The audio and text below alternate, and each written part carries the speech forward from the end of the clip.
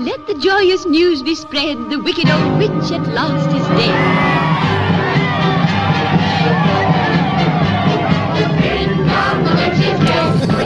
Cheers! Hey! The witch is dead. If you haven't heard yet, the Wicked Witch, Ro, Ding dong. is dead. And you know what? There are some ecstatic people about this. This is so good, isn't it? Man, you said you had music ready. And I don't think in a million years I would have guessed that it was this song.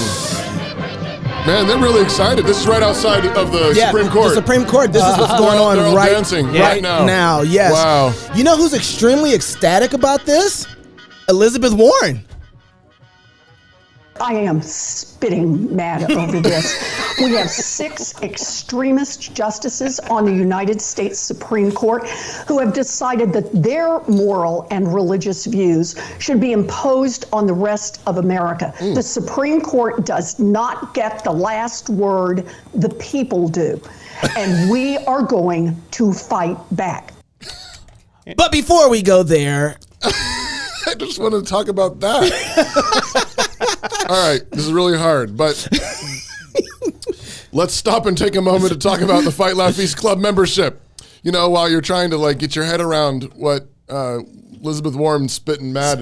She's spitting mad. I'm spitting mad. Since she's so spitting mad, you should join the Fight Laugh Feast army. Not only will you be aiding in our fight to take down secular and legacy media and Elizabeth Warren, but you'll also get access to content placed in our club portal, such as past shows, all of our conference talks, and exclusive content for club members that's backstage. You can't find it anywhere else. Lastly, you'll also get discounts for our conferences, $100 off. So if you got $10 or more to kick our way every month, you can sign up now at flfnetwork.com. Let's play that song again. Ding dong. Yeah, let's do it. Come on. Let the joyous news be spread, the wicked old witch at last is It dead. is like a gospel announcement. Let the joyous news. Yeah, let the joyous news. Ding dong, the witch is dead.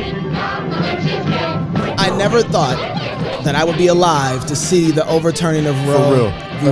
I know. This is a very, very joyous occasion, which is why we're drinking. And I'm going to have a party tonight, too. Seriously. Yeah, but, seriously. Be planning some parties. And even the goal that the Lord would use Donald J. Trump and his appointees to get to where we wanted to go. Oh, it's nuts. It's amazing. It's absolutely nuts. But of course, Biden was right out there ready. It's just telling us about how in 1984, he actually proposed a bill to send Roe back to the states, right?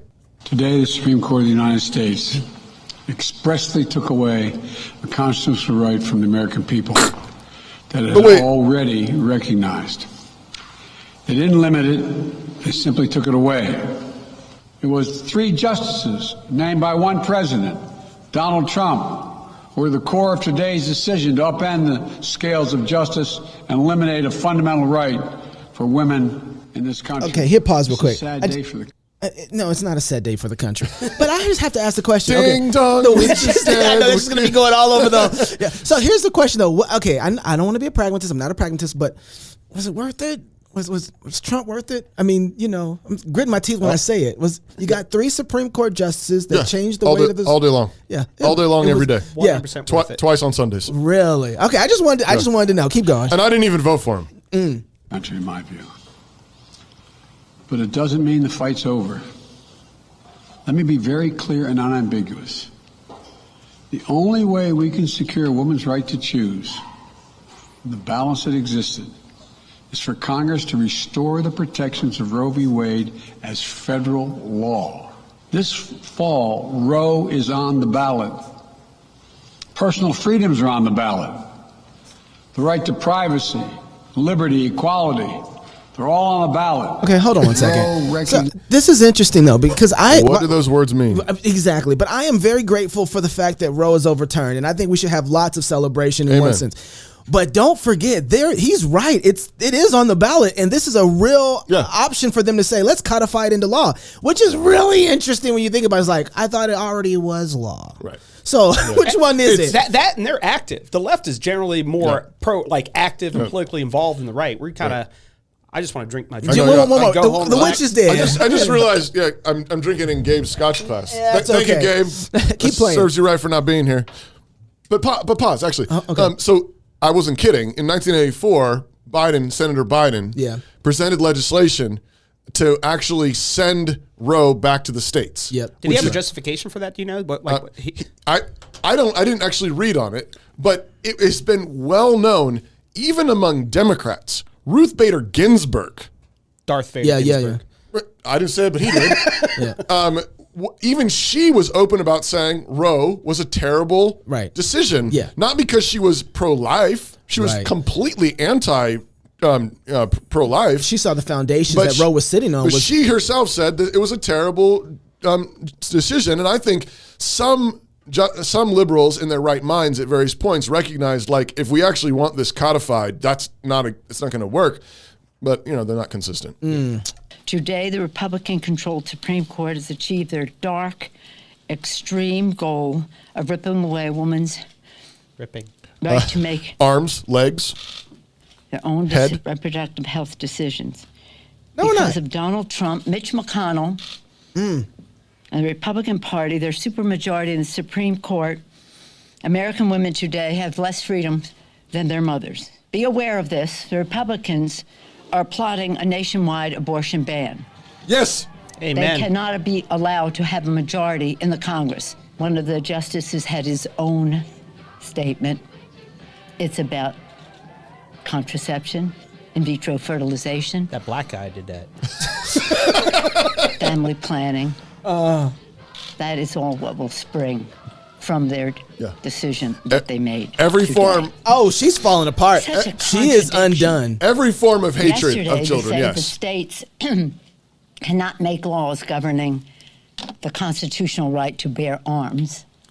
And today, they're saying the exact reverse. Time out. That They're saying you can't restrict a citizen Right. from the right that Right. the Constitution acknowledges, not gives, acknowledges, right? That's pre-political, that a citizen has a right to defend themselves. Right. That's what was stated, okay? Right. And now the Supreme Court is saying that the states are the ones that need to decide on abortion, which I think is even kind of. I think that's punting. That's weak sauce. Yep, it's punting. Biblically. Right. And if Clarence Thomas had written it, I think. Clarence Thomas she'd be crying right now. Okay, keep going. But I just want to. Go ahead. I'll let it go. states can overturn a constitutional right for 50 years, a constitutional right. Wait, time out. First of all, did you notice she took off? We had an earring lost. And she don't want took the off other the ones other earring. I don't know what that means, but it's probably deep. So, but hear what she said? This has been a constitutional right for 49 years, right? 49, 50 years. Dred Scott, anybody? Yeah, right. Right. Dred Scott said that a person who was black, African American, free man, or didn't matter, black man, free man, or slave, did not have the right of actually being considered American citizen. Right. That was overturned. Right. Right. So, because they realized that it was wrong, it was morally wrong, it was in opposition against what the Constitution actually meant and what it was in the beginning. Right. Play the song again. I'm ready for it. Here we go. Let's do it. Here it goes. Yes, let the joyous news be spread. The wicked old witch at last is dead. Cheers to the king. Cheers. This is gonna keep beating off. Let's go. To choose. It is a banger. Hold on, pause. The other thing to keep in mind here is if we're going to do the constitutional thing, you look at the Bill of Rights and you ask, guns, killing babies. Does the Bill of Rights have anything to say about either of those things? Yeah. Well, the Second Amendment is all about the right to keep and bear arms not being infringed and having a well-maintained militia. Okay? And you read everything about it, and the whole point of it was tyrannical, overreaching states. That's the whole point. Are there any amendments about killing babies? No, that's right. There's not any. Okay, it's a completely different thing. The Supreme Court on these two decisions is saying, look, the Second Amendment is clear. You may not infringe upon those rights. Okay, they look through the amendments. Which one of them says you need to kill babies. You can kill babies. Right. Yeah, and as you point out, all it is punting back to the states. And that's the thing. Yeah. So, I mean, even what's her name when she says, the people will have the last say. Elizabeth Warren. It's like, well, Pocahontas. That's actually what the Supreme Court said. Like, you can have the last say. It's funny. So here's the joint dissenting opinion from the justices, Justice Stephen Breyer, Sotomayor, and Kagan. With sorrow for this court, but more for the many millions of American women, we have today lost a fundamental constitutional protection. We dissent. Whatever the exact scope of the coming laws, one result of today's decision is certain. The curtailing of women's rights. Which ones? The one in the womb? Are they talking about their rights? And other statuses as free and equal citizens. I'm sorry. I don't understand how they lost their citizenship. This one's the best, though. This one says, as of today, this court holds a state can always force a woman to give birth. So nuts. What is it like? It's like Justice Thomas over there, like, push. You better not stop. Boil me some water. Get me some towels. Yeah, you better. We will kill you if you don't. Well, they're treating pregnancy as if it is some mystery. A state can people have to have sex, right? And they have to have sex in like constantly, apparently, so that they're like constantly getting pregnant. So that then, therefore, you have to have babies. Yeah, they're also going to say maybe what will happen is that people will try unsafe methods of abortion and come to a physical harm or even die. Right. I love the fact that they're concerned that people are dead. Right. Maybe they will undergo pregnancy and they even have a child, but at a significant personal or familiar cost. At least they will incur the cost of losing control of their lives. It's so funny that they're concerned about their lives. They're concerned about life. Yeah, it's the lives that matter. The Constitution will today's majority hold provide a shield despite its guarantee of liberty and equality for all. Yeah, except not all. The ones that we count. Well, what do you mean by liberty? Who gets liberty? Which is why you cannot believe them when they say Black Lives Matter. You may not believe them. They're lying. They're lying their heads off. They're saying the Black Lives Matter that we say matter. When we say matter. They don't care about these lives. I want to hear Maxine Waters go off. Okay. Can we hear her? You see this turnout here? You ain't seen nothing yet. Oh. Women are going to control their bodies no matter how they try and stop us. The hell with the Supreme Court. Oh. We will defy them. Women will be in control of their bodies. And if they think black women are intimidated or afraid, they got another thought coming. Black women will be out in droves. In droves. We will be out by the thousands. Thousands. We will be out by the Millions. We're going to make sure we fight for the right to control our own bodies. Oh. Thank you. Hello, everybody. Wait a maybe second. have about 10 million more blacks. I think or you're going 20 million more fighting if they had not killed them. They're going to need to have babies, I think, in order to. I can't think of a more pro-black moment in America from the Supreme Court since the 14th Amendment that abolished, what was it? I just said it earlier. Slavery? No. No, Dred Scott. So Dred Scott came into law, and then the 14th Amendment abolished Dred Scott. And so I don't think we've had a more pro-black moment, particularly in America. Given how many black babies are murdered by abortion. 20 million. 20 million. I think it's more than that even. Probably is more, yeah. But when you look at that number, you can't help but say, wait a second, who does this ultimately benefit at the end of the day? Right. If human flourishing is what we want, if the benefit of humans existing means something to our economy, which we've talked about before, then this is a huge moment for black America. Yeah. So whatever she's talking about, she's talking about the opposite of blessing. Yeah, what about all the black women in the mother's wombs? That's right. Yeah. All right, let's see that again. Cheers to the king, Cheers. the witch is dead. Hey. Roe v. Wade, Roe put some dirt on dead. it. This week's wrap-up is next with Pastor Toby. You don't want to miss it. The celebration continues on Cross Politics. This is going to be stuck in my head all weekend. Hi, I'm Robert Borton, CEO of Classical Conversations, the world's largest classical Christian homeschooling community. I'm launching a new podcast, Refining Rhetoric. If you like cross politics or just listen to hear what crazy stuff they're saying today, you will enjoy Refining Rhetoric. You can find us on your favorite podcast platform. I practice the 15 tools of learning by interviewing great guests, looking at current events, and talking about cryptocurrency. Home. It's where you build your legacy, where traditions are started, seeds are planted, meals are shared, and stories are told. We are Chris and Natalie Carpenter, owners of Story Real Estate, and our team of top agents helps people find homes in Moscow, Idaho, and around the country. Have you thought about a move? Contact us to get connected with a top agent who shares your values and puts your family first. Or reach out to us about our Moscow relocation guide. Wherever you're looking to go, we can help you find home. Call us at Story Real Estate or visit us at storyrealestate.com and start building your legacy. Let the joyous news be spread. The wicked old witch at last is dead. Well, cheers. I'll do it again. I'm here for that.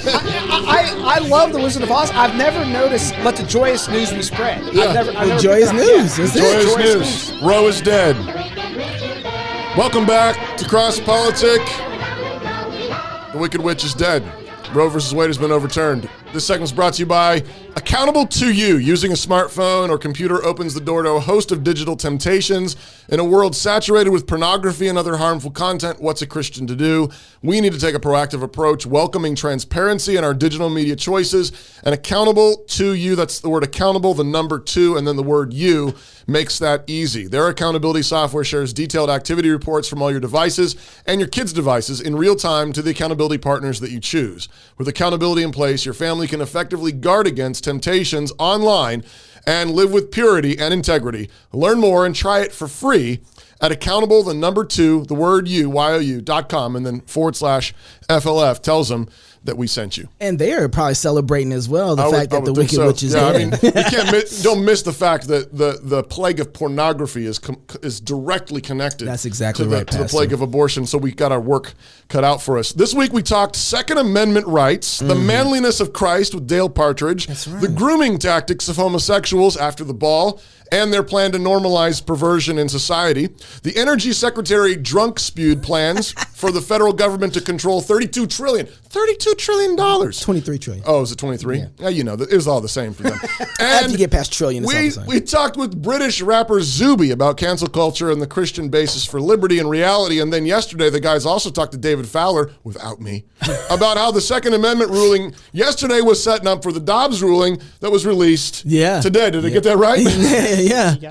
Of course, the Dobbs ruling overturning Roe is the biggest thing to happen this week, but I want to comment on it in light of everything else. We said earlier this week on Beer and Psalms Wednesday that unbelieving man is always plotting against the Lord and his plots are always in vain. Again, that's the 23 trillion. My wife was laughing so hard at The that. last 50 years have given us a bloodbath, to be sure, to the tune of some 60 million children and counting. And the homosexual lobby is in high gear trying to groom our children, and statists are plotting their totalitarian schemes, 23 trillion, to run our economy, to take away our self-government, including our ability to defend ourselves from their tyranny. But Jesus is on the throne. I want to underline that. I don't want to underline it by pointing out how utterly unlikely it seems that it could have even happened this way. Yeah. At this point in the story, with rainbow flags in every Walmart, groomer queens in every library, with a puppet president who can't remember what his last sentence was, and God-hating statists, humanism running onto the field, like, at the end of the game, like we won, how is it possible that Roe was just overturned? Well, the answer is Jesus overturned it. Or think about the likelihood of Donald J. Trump running for presidency, okay? Look at his hair. The likelihood of Donald J. Trump then getting elected. Just look at his hair. The likelihood of Donald J. Trump appointing Supreme Court justices who would do this. How is this possible? Jesus did it. And don't misunderstand me. I'm not giving the credit to Trump, although I'm thankful that God draws straight with very crooked lines. Look at that hair. I'm thankful for Trump. I really am. But Trump didn't do this. I'm thankful for the 3 conservative justices added to the bench, but they didn't do this all by themselves either. I'm thankful for the Federalist Society that's been training justices for a few decades to think clearly and more constitutionally, but they didn't do this either. McConnell didn't do this, although I'm grateful for the parts he played. Kavanaugh didn't do it, even though I'm grateful he stood his ground in the face of that Me Too fury mob. I'm grateful for rallies, prayers, sermons, pregnancy centers, sacrifice, generosity, Christian education, worship, all of it. And we can and we should celebrate it all. But if you think about the moment we're in, I don't think this outcome could have been called We didn't do this. It doesn't add up. God did it. Jesus won this victory. And he loves to win these kinds of battles this way so that he will get the glory. And so we should be looking for similar victories over Obergefell and the homosexual lobby, as well as all the statist hubris drunk on power. Jesus is king, and he will win. And our job is to be faithful. Preacher. I got music for me? What do you want? How about this? Do you want to go to war? We could go to war. I'm for real. I was just looking, while you were talking, I was looking at Dr. White's response on Twitter. Yeah. And I think he's kind of dead on. He said, okay, I'm sorry, but I'm Scottish. We can rejoice and be thankful, period. But let's also be real. Unless there is a mighty move of the Spirit of God resulted in changed hearts and minds amongst the younger generation in the U.S., this is but a brief blip on the radar screen. This nation, this world needs a new heart. We pray for an outpouring of the grace of God and a massive revelation of the glory of Christ, the bowing of the knees to him. Otherwise, the lawlessness will increase and judgment will continue to fall justly. May his scepter go forth. And you know what? I think that's a really sobering, like, I don't want to miss I want to put on the front of that is like, that's right, you're right, but party on a little bit more as you move forward through this. But that's the thing, like part of what I love Dr. White, and I think he's right. He's talking dead about right. He's talking about something really true. Yep. And at the same time, again, that's my point, is so how in the world would you ever imagine Roe versus Wade being overturned? Not like this. I don't think it makes sense in the current climate with all the, everything going the way it is, and they're like doing their victory lap. And Jesus says, well, watch this. Checkmate. Yeah. On this. I mean, okay, it's not checkmate, but check. But you see the wall. This is like singing and praising God and the walls fall down. Yeah. Right? You still have some pursuit to do. I mean, it's like the first victory. Yeah, but when you see it, the land's still full of Philistines and Canaanites. Absolutely. You still got to go fight. And I think it's going to take a massive reformation. It's going to take massive regeneration. I mean, we have millions of professing Christians who do not know their right hand from their left hand. That's right. Like Christians. I'm talking about Christians here. I'm talking about, people with R's after their names, right? Like they don't know what they're doing. Like, how did this happen? I mean, if we don't, and part of the point of me saying Jesus did this is to get our attention drawn to him. That's the whole point. Right. If we don't see it as him, then they're going to keep running circles around us doing their thing. But if we recognize that it's him, we repent of our sins and we start serving him. Yeah. Did you see what Red Balloon did? So redballoon.org, one of the sponsors of the show, Andrew Crappy Shit, he actually gave all of his employees the day off.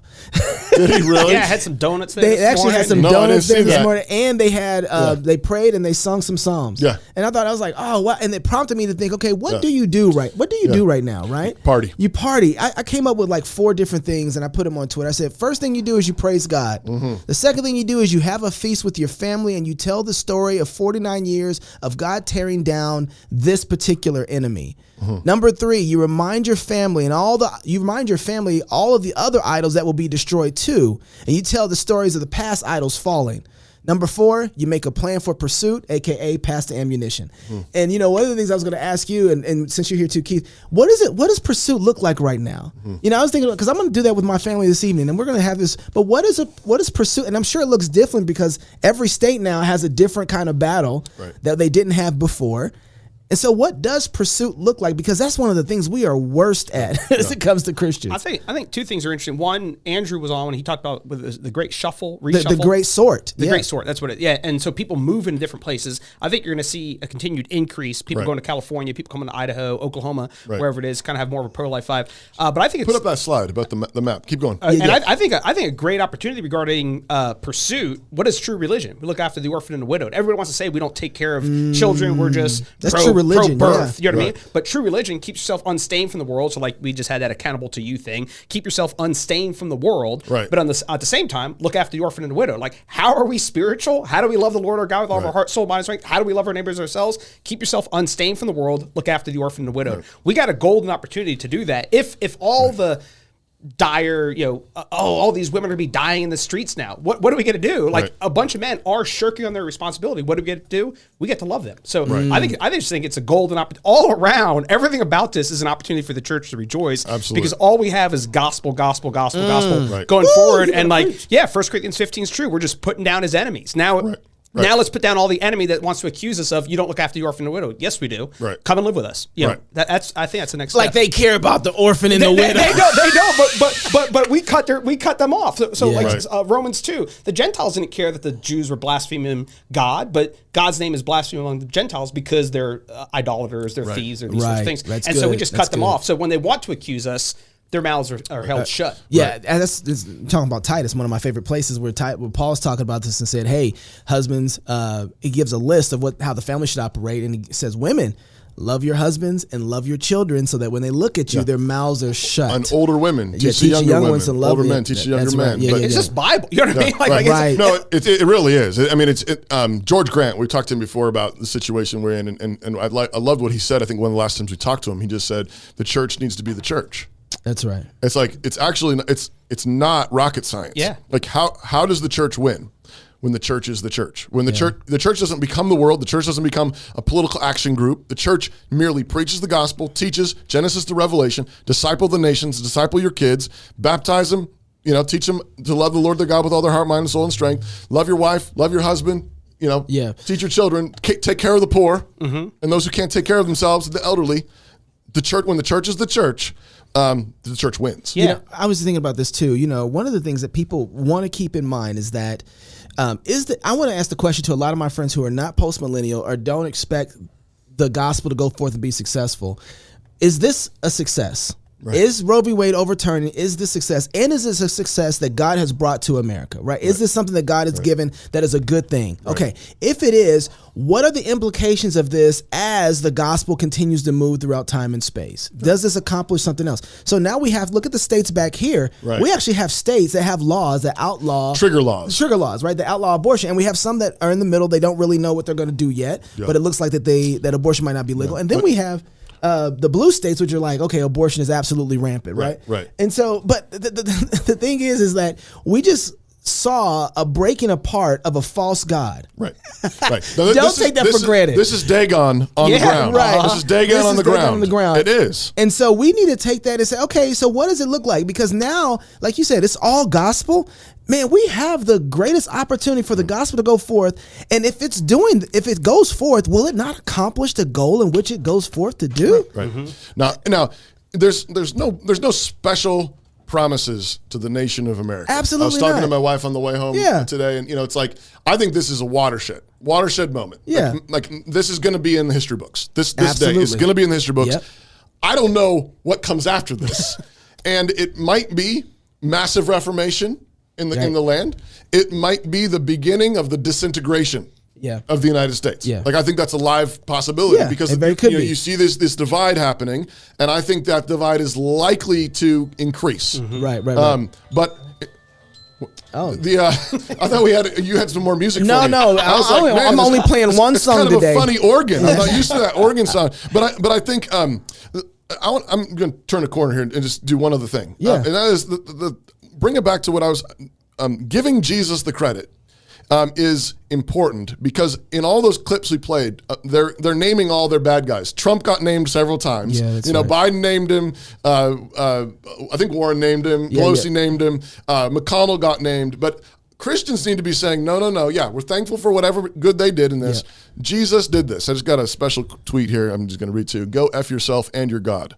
Yeah. As a response to my celebration of. They get it. But that's the thing. That's the thing I want to say is.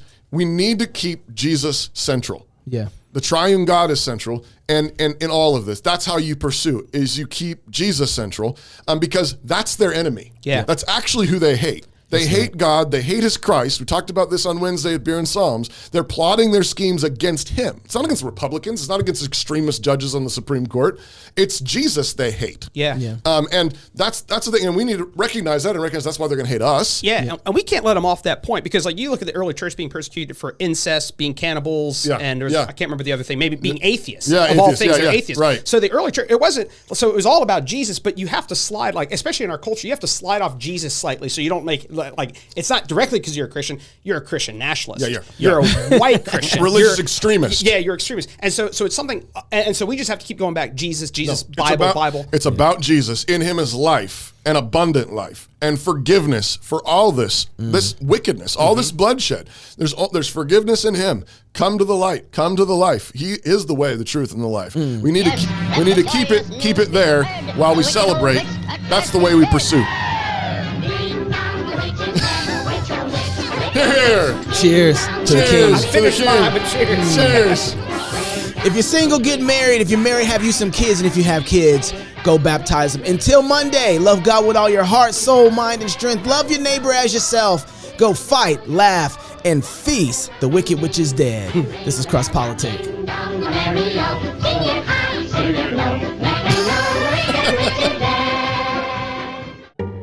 This is where Dave and I plan this year's company holidays. Let's go through the list. Easter, too religious.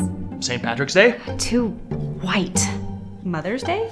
Way too cisgendered. All of your usual holidays have been canceled this year. But we still have Karl Marx's birthday! Need a real reason to party? Find a new job at redballoon.work.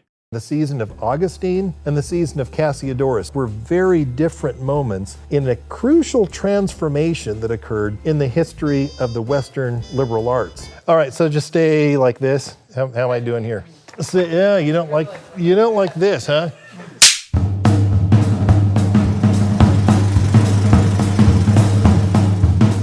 What does a Christian education look like when non-Christians are the ones who control the institutions of learning? This is a question that confronted Bishop Augustine of Hippo in North Africa in the 5th century AD. Augustine lived at the twilight of the Roman Empire. He himself had been trained with the best learning that Rome at that time had to offer. He himself actually came through the ranks and taught rhetoric in some of the best schools. And it was then, after he had come of age, that he converted to Christianity, but he wanted to continue the project of education, but this time for Christians. And so he had to confront the question, what does a Christian education look like when the unbelievers control the field? When they control the institutions, when the whole apparatus and curriculum of learning emerge from a pagan environment. And so Augustine wondered, what is it that Christians should jettison? What is it that Christians can embrace? What is it that Christians can adopt but in modified form? These are the questions that Augustine confronted when he sought to educate Christians in an environment when unbelievers dominated the field. A century later, we see a man in the south of Italy named Cassiodorus, who faced a very different educational landscape. He had to ask, what did a Christian education look like in an environment where unbelievers had abandoned the project of education altogether? The infrastructure of learning had entirely eroded. If education was to proceed at all, it had to proceed on the foundation of Christianity. The Christians had to be the ones preserving education. What does a Christian education look like when Christians are the ones forming the institutions, when Christians are the ones organizing the curriculum? Well, these two seasons in the history of education, the season of Augustine and the season of Cassiodorus, just 100 years apart, were very different moments in a crucial transformation that occurred in the history of the Western liberal arts. We're going to be studying this story. We're going to be going back to the sources. We're going to go back to Augustine. We're going to go back to Cassiodorus. We're going to ask ourselves which of their predicaments most resembles our own. Which can we learn from Augustine's period? What can we learn from Cassiodorus's period? As we confront these questions, we're going to engage these sources, and we invite you to join us here at New St. Andrews College.